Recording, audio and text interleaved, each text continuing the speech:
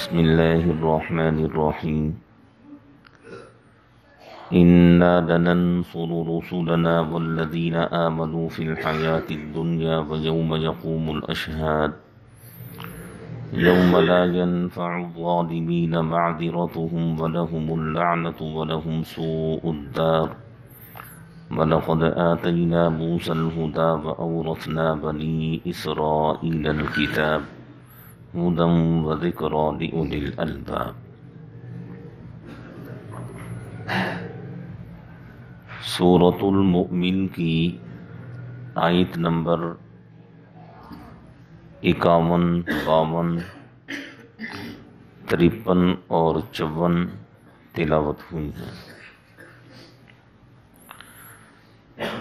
یقیناً ہم اپنے رسولوں کی اور ان لوگوں کی جو ہمارے رسولوں پر ایمان لائے ہیں دنیا کی زندگی میں ہی مدد کرتے ہیں، اور اس دن بھی ان کی مدد کریں گے جس دن گواہی دینے والے کھڑے ہو جائیں گے، اور اس دن یعنی قیامت کے دن ظالمین کو ان کی عذر، ان کی معذرت کرنا کوئی فائدہ نہیں دے گا، اور ان پر ہماری لعنتیں برس رہی ہوں گی، اور ان کے لیے اس گھر کی خرابی ہوگی۔ ہم نے موسیٰ علیہ السلام کو ہدایت نامہ عطا کیا، اور بنی اسرائیل کو ہم نے کتاب کا وارث بنایا، جو کتاب ان کے لیے ہدایت تھی اور نصیحت تھی، لیکن عقل مند لوگوں کے لیے۔ سورۃ المؤمن کی اس آیت کریمہ میں اللہ تبارک و تعالی نے اپنے ایک وعدے کو بیان فرمایا ہے کہ ہم اپنے رسولوں کی دنیا کی زندگی میں مدد کرتے ہیں، اور جو ہمارے رسولوں پر ایمان لاتے ہیں ہم دنیا کی زندگی میں ان کی بھی مدد کرتے ہیں۔ لیکن جب ہم تفاسیر کو پڑھتے ہیں، تواریخ کا مطالعہ کرتے ہیں، یا سیرت کی کتابیں ہم پڑھتے ہیں، تو ہمیں ایسے انبیاء کرام بھی نظر آتے ہیں جنہیں ان کی قوموں نے قتل کر دیا، شہید کر دیا۔ ایسے انبیاء کرام بھی نظر آتے ہیں جو اپنی قوموں کے ظلم و ستم کی وجہ سے اپنے گھروں کو، اپنے شہروں کو چھوڑنے پر مجبور ہو گئے اور دوسری طرف ہجرت کر کے چلے گئے۔ اور ایسے نبی بھی ہمیں نظر آتے ہیں جنہوں نے صدیاں اپنی قوم کو دعوت دی، لیکن ان پر اتنے لوگ ایمان لائے جنہیں آسانی سے انگلیوں پر گنا جا سکتا ہے۔ تو اس آیت کا بالخصوص لننصر رسولنا کہ ہم اپنے نبیوں کی، پیغمبروں کی دنیا کی زندگی میں مدد کرتے ہیں، اس کا معنی اور مفہوم کیا ہے؟ علماء کرام نے لکھے ہیں آیت کریمہ کا معنی اور مفہوم یہ ہے کہ ہم اپنے نبیوں کی مدد دنیا میں بئی معنی کرتے ہیں۔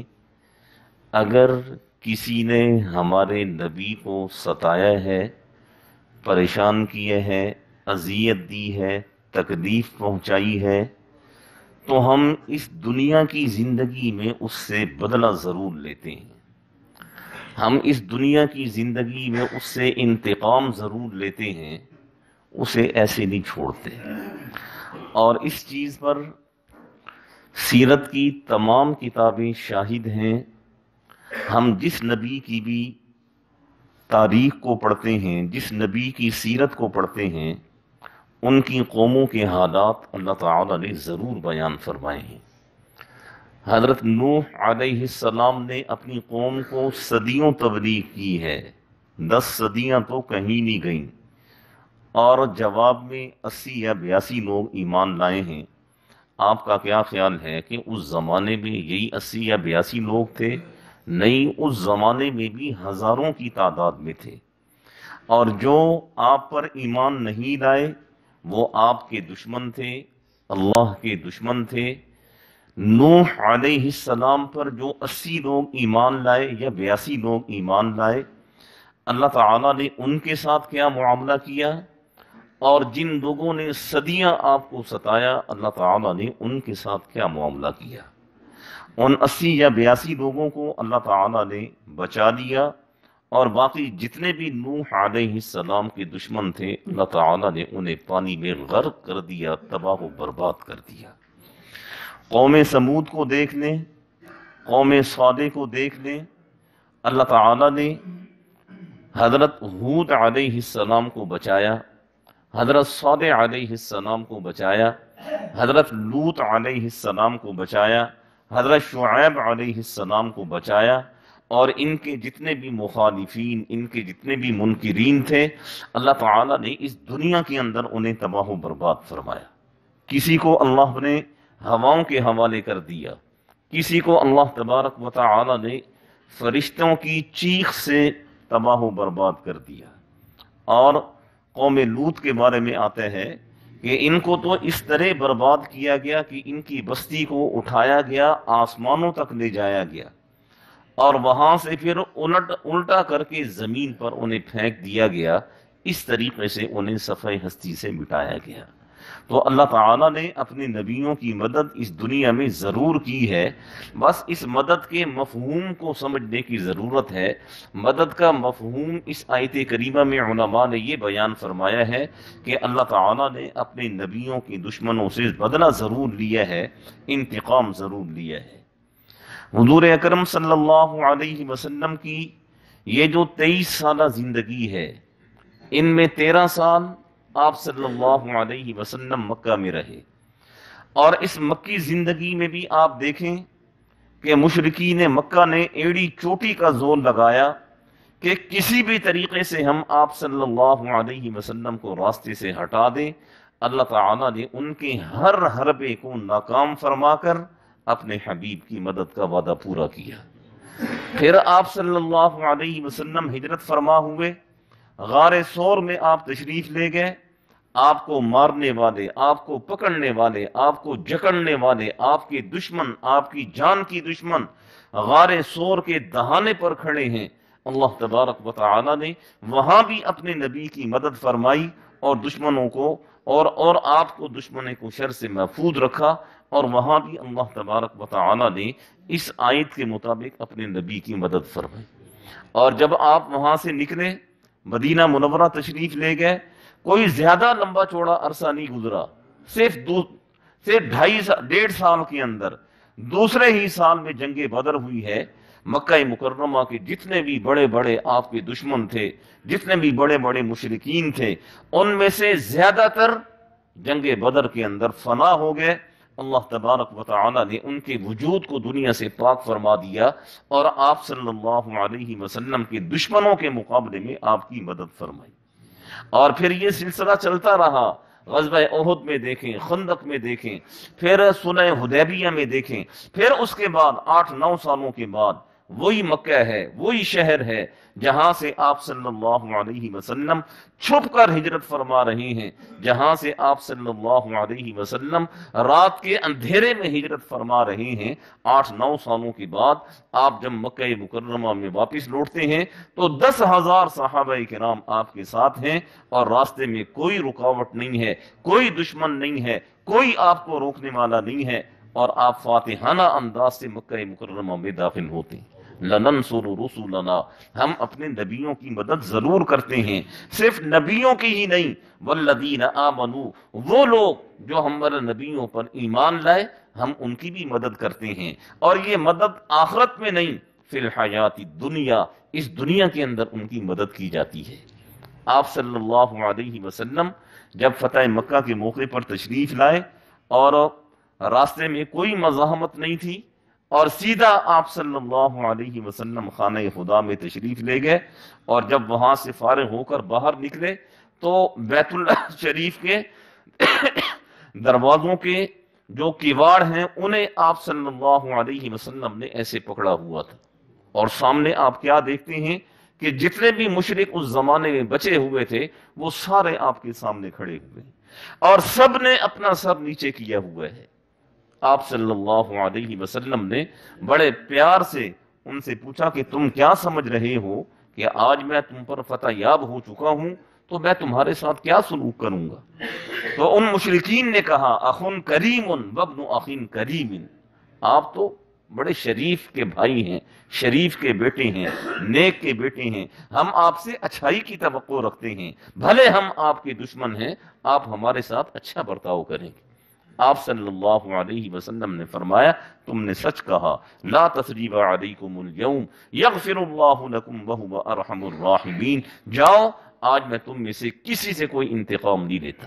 کسی سے کوئی بدلہ نہیں لیتا۔ آپ صلی اللہ علیہ وسلم نے ان سب کو آزاد فرما دیا۔ یہ وہی مکہ ہے جہاں آپ صلی اللہ علیہ وسلم کے لیے آزادانہ پھرنا ایک زمانے میں مشکل ہو گیا، جہاں آپ صلی اللہ علیہ وسلم نے رات کے اندھیروں میں ہجرت فرمائی۔ اب وہی مکہ ہے، آپ کے دشمن وہ آپ کے سامنے سر نگو کھڑے ہیں۔ اور یہ مدد کا وعدہ صرف نبیوں کے ساتھ نہیں ہے، اور ان لوگوں کے ساتھ بھی ہے جو ان نبیوں پر ایمان لائیں گے۔ اور اگر اس چیز کو سمجھنا ہو تو ہم صحابہ کرام کی تاریخ کا مطالعہ کریں تو ہمیں سمجھ آئے گی کہ اللہ تعالیٰ نے کس طریقے سے نبی کے ماننے والوں کی مدد کی ہے۔ آپ صلی اللہ علیہ وسلم جب اس دنیا سے تشریف لے گئے، خطہ عرب، جزیرہ عرب، یہ اسلام کے زیر نگی آ چکا تھا۔ یہ یمن کا علاقہ، یہ عرب کا سارا علاقہ، یہ اسلام لا چکا تھا۔ اور آپ صلی اللہ علیہ وسلم کے زمانے میں اللہ تعالیٰ نے خاص بیت اللہ شریف حرم کے لیے آیت کو نازل فرمایا، انما المشرکون نجس فلا يقربوا المسجد الحرام بعد عامهم هذا، آج کے بعد یہاں کوئی مشرک نظر نہ آئے۔ یہ آپ صلی اللہ علیہ وسلم کے اس دنیا سے پردہ فرمانے سے ایک سال پہلے یہ آیت نازل ہوئی، اور اس آیت پر عمل ہو گیا، اور خانہ خدا، حرم، بیت اللہ یہ بالکل مشرکین سے پاک ہو گیا۔ اور پھر یہ اسلام پھیلتا پھیلتا پھیلتا آس پاس کے سارے علاقوں کو اس نے اپنے زیر نگین لے لیا۔ اور جب آپ نے پردہ فرمایا، ابو بکر صدیق رضی اللہ عنہ کے 2 سال کا دور، عمر فاروق رضی اللہ عنہ کا 10 سالہ دور، عثمان غنی رضی اللہ عنہ کا 12 سالہ دور، اور اسی طریقے سے حضرت علی رضی اللہ عنہ کا 6 سالہ دور، حضرت حسن رضی اللہ عنہ کا 6 مہینے کا غالباً